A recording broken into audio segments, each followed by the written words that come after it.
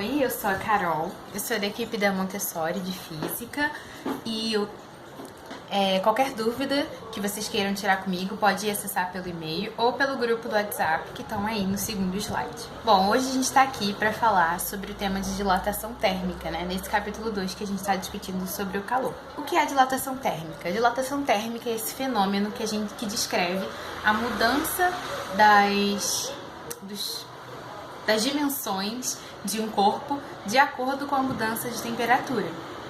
Então, como a gente pode ver nessa imagem do slide 3, a gente vê os trilhos de um trem que, por causa da exposição desses trilhos ao sol, a temperatura aumentou e, com o aumento da temperatura, as estruturas do trilho acabaram dilatando. E aí vocês conseguem ver essa curvinha. Então, esse é o fenômeno da dilatação térmica. Como que acontece esse fenômeno? Como a gente consegue ver no slide 4, tem duas imagens. A primeira imagem, com uma temperatura um pouco menor, alguns átomos ou moléculas que estão se movendo numa velocidade média e que estão relativamente juntos. Quando a temperatura aumenta na segunda imagem, a gente pode ver os átomos se movendo mais e mais afastados uns dos outros. Na microestrutura, isso que acontece. E na macro, o que a gente percebe é esse aumento do volume. Então, é por isso que acontece a dilatação térmica. A maior parte dos materiais, quando exposto ao aumento de temperatura, também dilatam, aumentam o seu comprimento. Agora a gente consegue ver que tem três tipos, basicamente, a gente divide em três tipos de dilatação. A dilatação linear, a superficial e a volumétrica. Basicamente a gente define com relação a qual dimensão é relevante. Por exemplo, quando a gente fala de uma caneta, esse comprimento dela é relevante, porém tanto na largura quanto nessa dimensão vertical não são comprimentos relevantes da caneta.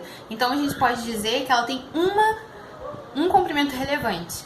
Quando isso acontece, a gente chama de dilatação linear, porque somente a dilatação do comprimento é que vai fazer diferença.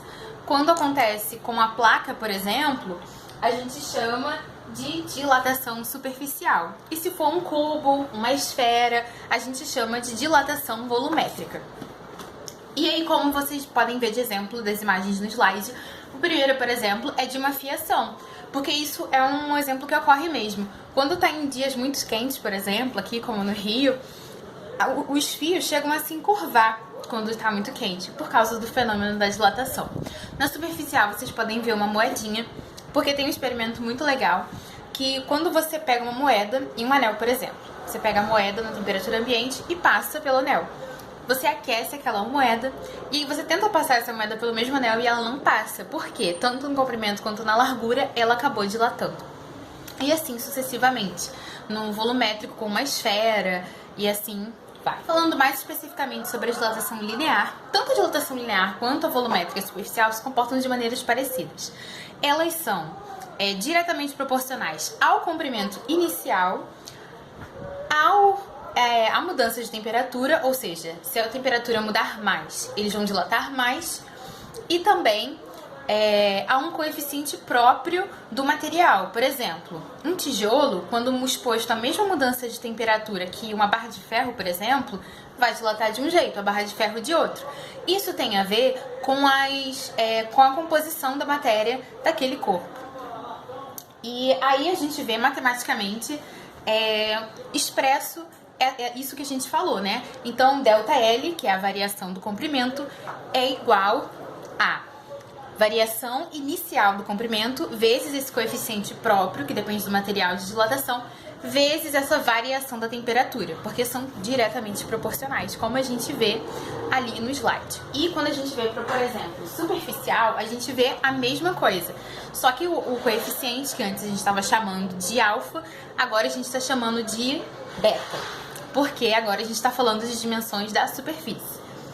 Quando a gente fala da volumétrica, novamente a gente vê a mesma coisa, proporcional ao volume inicial, ao coeficiente próprio de dilatação do material, que está relacionado à composição, e a variação de temperatura.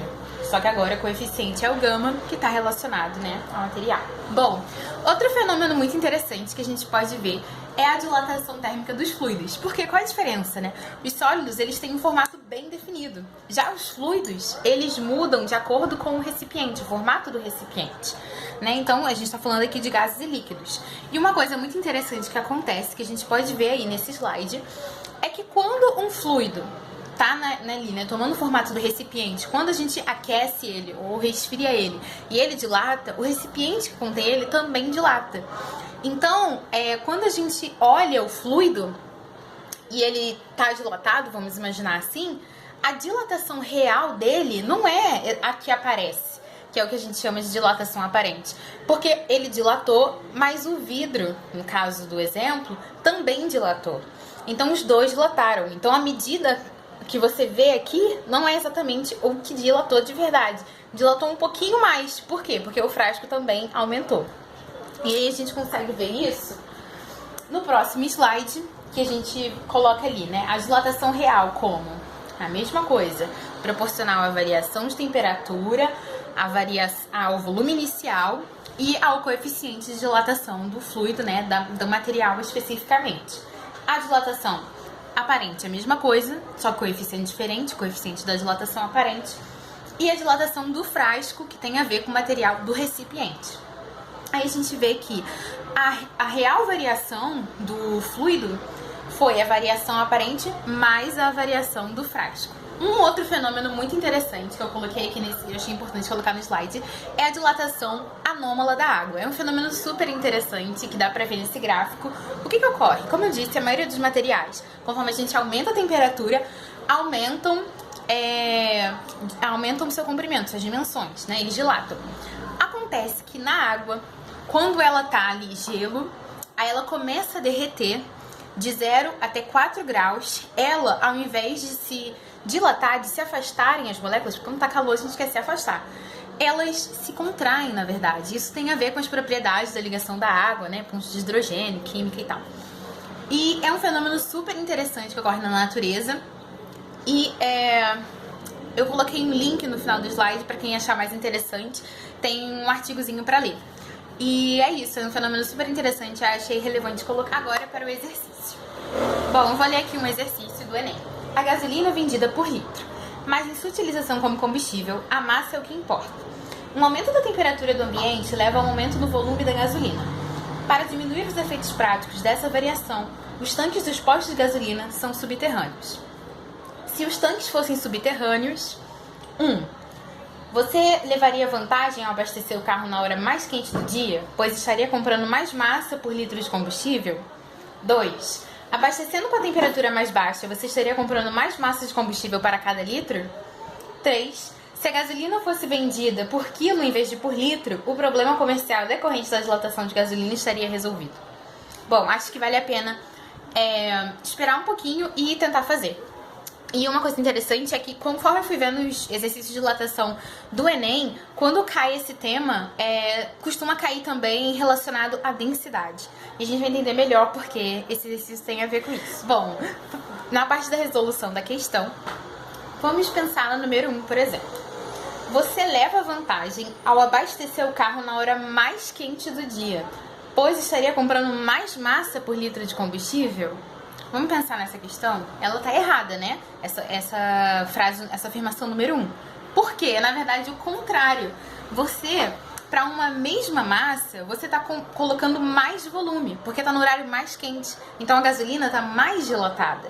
Então, por um mesmo volume, você tá levando menos massa nesse caso, e não mais massa. A afirmação 2 fala justamente isso. Abastecendo com a temperatura mais baixa, você estaria comprando mais massa. Sim.